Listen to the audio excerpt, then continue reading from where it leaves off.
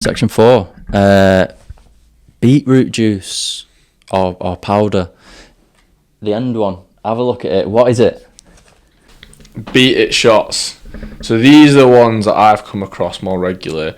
I know if you'll remember Oz from MMU. He did his PhD based around beetroot juice acting. Does it effectively improve kind of long distance endurance performance? These are the ones that you'll quite often see. Beat it.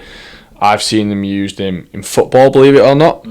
But getting people to take it, as you might, have you ever tried one? They don't taste great, do they? So that's one of the practical implications already. But yeah, these are the more kind of commonly used ones. They get used in research as well, because they get the concentration of the natural compound nitric oxide right in there, that can be used for that research as well. Okay, so it benefits long distance performance.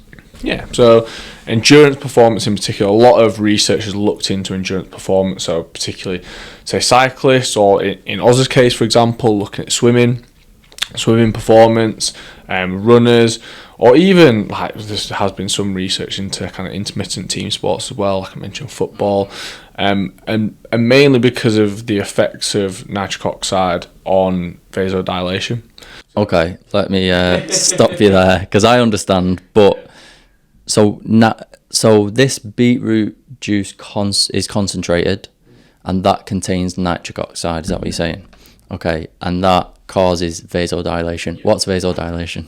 So vasodilation is effectively the widening of your arteries and your capillaries. Okay. So if you think about in context, so if you use an example around if someone's got high blood pressure, if they've got high cholesterol, for example, so particularly LDL cholesterol, where it causes plaque around your arteries and it narrows that kind of gap in between, which increases that blood pressure and reduces the blood flow. Whereas vasodilation increases the width or the perimeter, however you want to look at it, of those arteries and those capillaries. So greater blood flow, which also means greater oxygen delivery to working muscles. So oxygen, key component in the energy production process in ATP.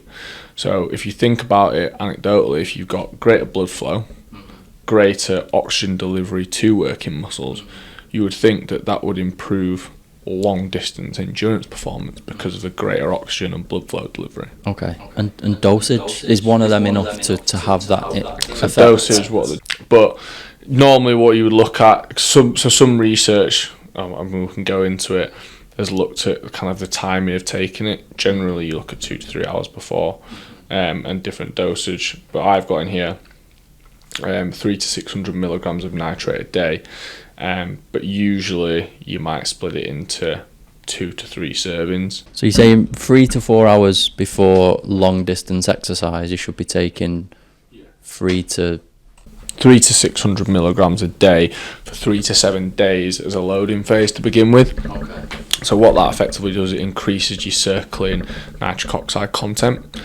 and then it can help with that vasodilation on the day of that performance. So you'd have one on that day as well, 2 to 3 hours prior. Okay. And is this something we need to try in training?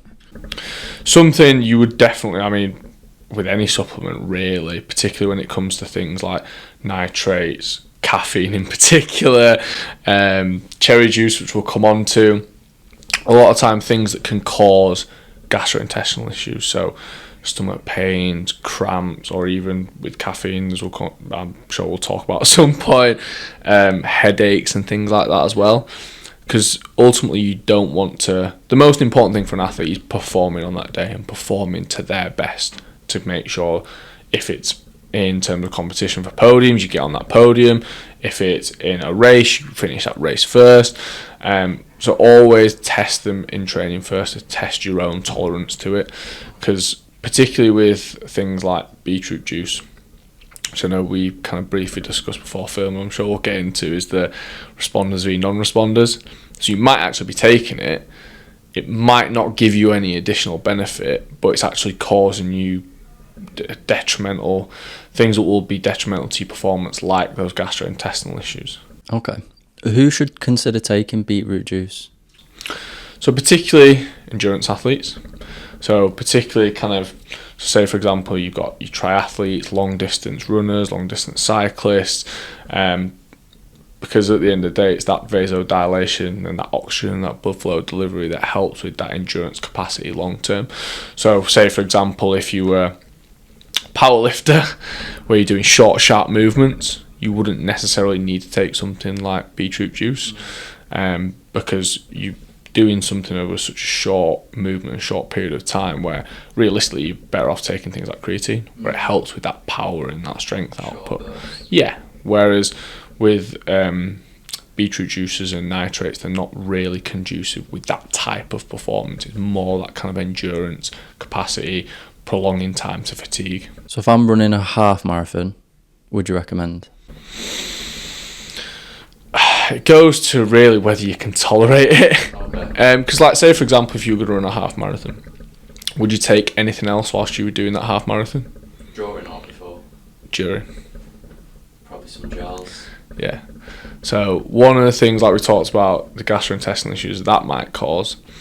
On top of that, if you're taking gels as well, if you may be taking caffeine gels or carbohydrate gels, that can then increase those gastrointestinal issues that you might be having, which will impact how you're feeling and the time that you're maybe trying to achieve.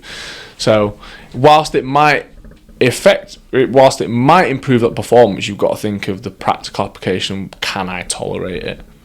Okay. And that's where you might test it on one of your training runs, those more longer runs. And obviously that's a concentrated juice. I've seen powders, I've seen capsules. I don't know if I've seen capsules, but they definitely exist. Everything exists these days.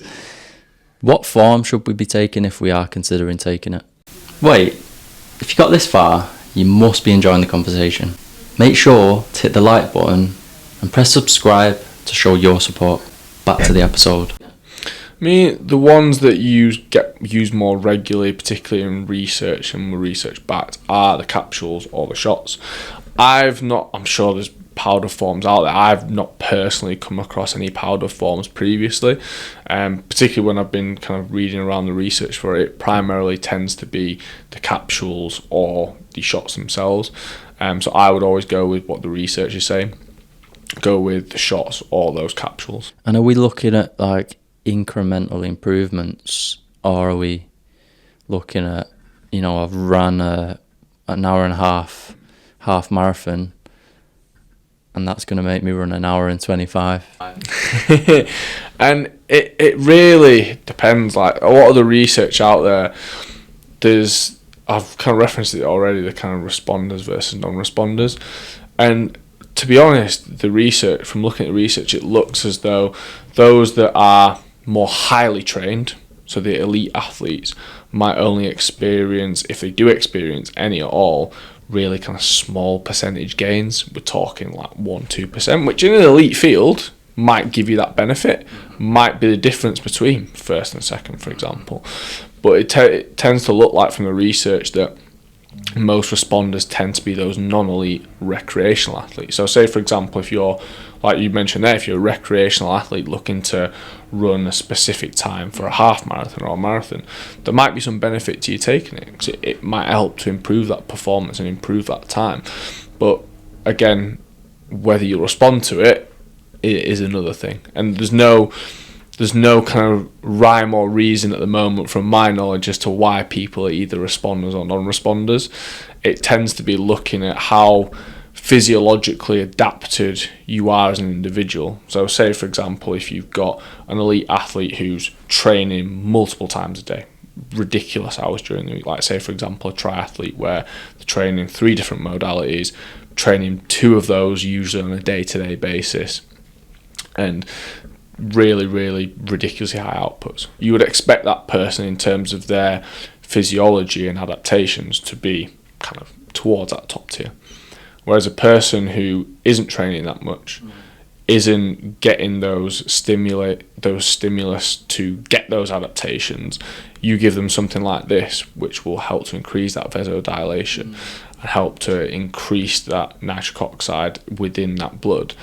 You would expect them to see more of those benefits. Does that sort of make sense? So I guess with the responders and non-responders, are you saying that some people will take it and won't see a benefit, effectively, and some people will take it and see a benefit? Yeah. Okay, cool. Obviously, you mentioned GI distress. It tastes horrible, by the way. FYI. Is there any, and this is anecdotal, this is not research. You've tried this before, right? Is there anything that eases that taste? Is there anything we can add to it? You could take water with it to wash it down afterwards. Like say for example, like the reason I've taken it was taking part in friends when I was an undergraduate doing the dissertation project on it.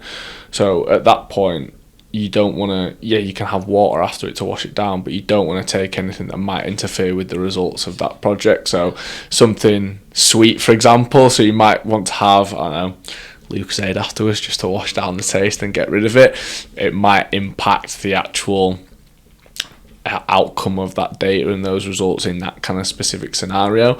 But again, like we mentioned, with carbohydrates, it might cause further GI issues.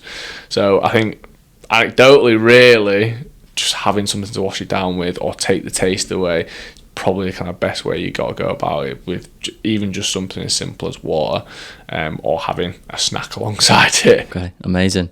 I'd say I hope that answers all your questions, but this is one typically I don't really see people using a lot, and it's more of people in the nutrition space, the research space, exercise space, particularly research, that are aware of it and use it. I don't know anyone who uses it or knows about it, so that's why I thought let's look into it and introduce it to people. But yeah, try at your own risk. Yeah, and one of the things as well, probably why people don't use it as much, is quite expensive. So it, like, you can't, generally a lot of the time, I'm not sure where you got this one from, but generally you've got to buy them in packs, and the packs aren't cheap. So they've cornered the market, shall we say, beat it, and they're not doing too badly. But they do tend to be quite expensive. And like, say for example, for a recreational athlete that may or may not get a performance benefit from it, is that kind of cost worth it to them?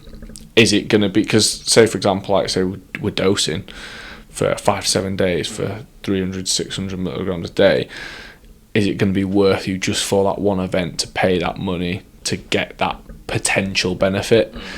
So they're the kind of practical things you've always got to weigh up as well, particularly as a recreational athlete. Thank you for tuning in. If you enjoyed that clip, click here to get the full episode, and don't forget to subscribe.